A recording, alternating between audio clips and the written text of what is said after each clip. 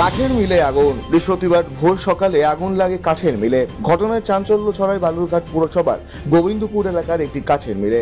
আগুন দাউ দাউ করে জ্বলে উঠতে বিষয়টি নজরে আসে সেখানকার নিরাপত্তা রক্ষীর। এরপরই তিনি চিৎকার করতে থাকেন। চিৎকার শুনে স্থানীয়রা ঘটনাস্থলে ছুটে আসেন এবং আগুন নেভাতে হাতে লাগান তার। খবর পেয়ে ঘটনাস্থলে আসে দমকলের একটি ইঞ্জিন। প্রায় 1 ঘন্টার প্রচেষ্টায় আগুন নিয়ন্ত্রণে আসে। স্থানীয়দের প্রাথমিক অনুমান শর্ট সার্কিট থেকে আগুন লেগেছে। আগুনে মিলের কাঠ পুড়ে গেছে, তবে অল্পের জন্য বড়সড় দুর্ঘটনা ঘটেনি। কাঠ মিলের পাশেই ছিল ঘনবসতি এলাকা। কি করে আগুন লাগলো তা খতিয়ে দেখছেন দমকল কর্মীরা। এদিকে কাঠের মিলে জলের ব্যবস্থা ও অগ্নিব্যাপন ব্যবস্থা না থাকায় স্থানীয়রা ক্ষোভ দেখিয়েছেন। এদিকে পুরো বিষয়টি খতিয়ে দেখেছে দমকল আধিকারিকরা। কিভাবে আমাদের বাড়ির পাশে একটা সমিল রয়েছে, সমিলে আগুনটা লেগেছে। কখন আগুনটা লাগলো? আগুনটা মোটামুটি লেগেছে ওই ভোর 4টে থেকে আগুনটা লেগেছে। অল্প অল্প করে লাগছিল। আমাদের পাশে বাড়ি দুজন এসে বারে বারে ওনাকে টিনে নক করছিল।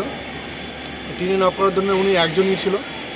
তো ওই জলের কোনো ব্যবস্থা নেই, ফায়ার সার্ভিসের কোনো ব্যবস্থা নেই। এত করে দীর্ঘদিন ধরে মিল লাগাচ্ছে। এর আগে আগুন লেগেছে একবার, আবার লেগেছে। কিন্তু এতদিন ধরে মিলে ব্যবসা করছে উনি, কিন্তু কোনো জলের ব্যবস্থা রাখেনি। মানে বড়সড় বিপদ হতে পারতো। বর্ষার বিপদ মানে আমাদের এই কয়েকটা বাড়ি পুরো জ্বলে যেতে পারতো, কারণ ওনার প্রত্যেকটা দিকে কাঠ রাখা আছে এবং সেগুলো অত্যন্ত জ্বলনশীল। আমরা কয়েকদিন প্রতিবেশী এসে বালতি বাড়ি থেকে নিয়ে এসেছি। ওনাদের এখানে কোনো বালতির কোনো ব্যবস্থা নেই। একটা মাত্র কল রয়েছে, সেটা মিলের বাইরে, এবং সেটা থেকে জল ঠিক মতন বেরোয় না। সে কোনো রকমে এসে আমরা কাঠকুট ফাইট করে কোনো রকমভাবে জল দিয়ে নিভেছি। কি থেকে আগুন লাগলো কিছু বোঝা যাচ্ছে? যেটা আমার সম্ভবত দেখে মনে হচ্ছে যে ওই তারের ওয়ারিং থেকে হয়তো আগুনটা লেগেছে। Short circuit. প্রপার যেহেতু ওয়ারিং করানো নেই, খালি তার ঝোলানো রয়েছে, সেই তারগুলো হয়তো কম মানের। দমকল এসছে পরে দমকলকে ফোন করেছিলাম আমি 2-3বার, কিন্তু ফোন ধরেনি। পরে দেখলাম উনি গিয়ে হয়তো মালিক হয়তো গিয়ে নিয়ে এসছে। এখন কি আগুন নিয়েছে পুরো? এখন হ্যাঁ, মোটামুটি আগুন আয়ত্তে চলে এসছে। আপনার নাম কি? বাপ্পা চৌধুরী।